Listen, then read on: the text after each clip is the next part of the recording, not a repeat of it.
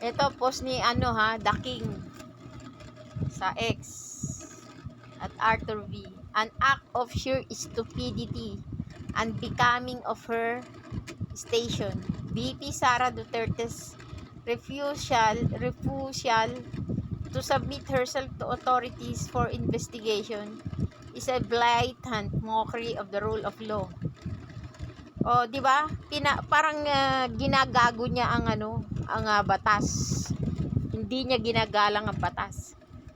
Bakit ayaw niyang bakit tinatanggihan niya na magpaimbestiga sa NBI? Di ibig sabihin, ginagago niya ang NBI. O, di ba? She cries of threats to her life, yet withholds evidence. O, nagsasabi siya na mayroong threat ang buhay niya, na binabantaan siya, pero ayaw niya naman sabihin kung asan yung mga ebidensya ng pagbabanta sa kanya. Ayaw niya humarap sa NBI. Di gaga siya. She accuses institution of bias, yet provides no proof. O, akusahan niya ang NBI ng bias. Pero hindi yun naman niya maipakita asa ng pruweba, asa ng ebidensya ng mga pang-aakusa niya. Diba? She has the audacity to call herself a lawyer. Ang kapal ng mukha niya, sabihan niya ang sarili niya na lawyer siya. Lawyer daw siya. While brazenly breaching the law.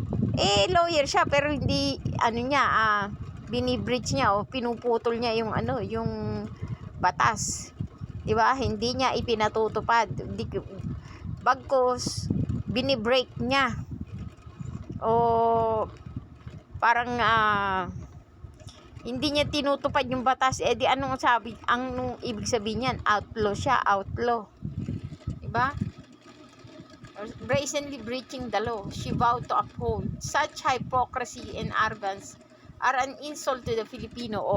Impokrita talaga siya. Kaya iniinsulto niya mga Pilipino Isa siyang insulto sa pagmumukha ng mga Pilipino.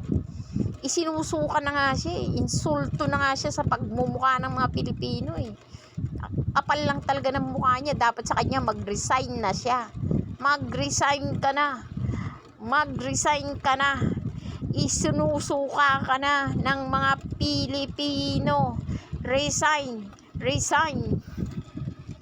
The authorities must act decisively.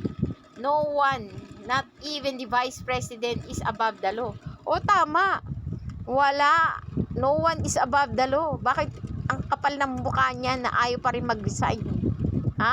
Kahit vice presidente ka, hindi ka dapat na pumapaibabaw sa batas. Dapat nagpapasakop ka sa batas. Hindi yung outlaw ka. Binibreak mo ang batas. Hindi mo tinutupad ang batas. Isa kang insulto sa mukha ng mga Pilipino. No one. To allow her to evade accountability is to undermine justice itself. Di ba?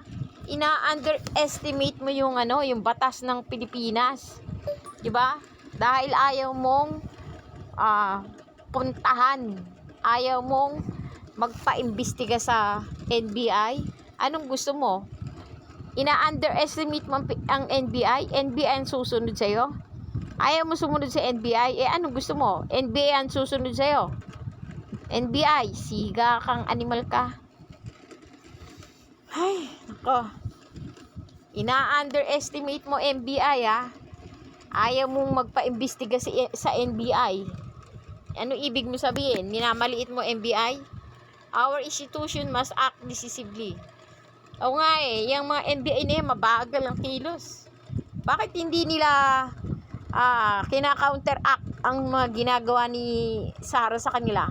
Pero pagka-ordinaryong tao yan, malayo pa sa alas 4, nakaposas na yan. Pero anong meron? Magkano binayad ba sa NBI? Mukhang merong puting sobre na inabot NBI, magkano ang laman ng puting sobre? Magkano ang laman ng puting sobre? May puting sobre ba o wala? 'Di ba? Bakit di nila ginagawa ng paraan yan? Diba? Kasi pagka ordinaryong Pilipino, agresibo sila.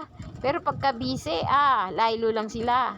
Pagbigyan, kapalit, sobrang puti. Puting sobre ba ang kapalit ng pagbibigay nyo? Alam mo na. I smell something fishy. Okay?